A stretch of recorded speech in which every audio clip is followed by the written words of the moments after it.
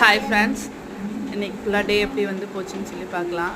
இன்றைக்கி new year. So காலைல எழுந்தோடனே குளிச்சுட்டு புது ட்ரெஸ்லாம் போட்டுட்டு எப்போதும் போல் விளக்கேற்றி சாமி கும்பிட்டாச்சு. சாமி கும்பிட்டதுக்கப்புறம் வந்து கேக் வெட்டி செலிப்ரேட் பண்ணலாம் நியூ இயர்னு சொல்லிட்டு கேக் வெட்டி செலிப்ரேட் பண்ணோம். அதில் என் பையனுக்கு வந்து அவ்வளோ ஒரு ஹாப்பி. நாள்லேருந்து கேக் வெட்டணும்னு சொல்லிகிட்டே இருந்தான். ஸோ கேக் வெட்டவும் அவனுக்கு ஒரு ரொம்ப பெரிய ஹாப்பி.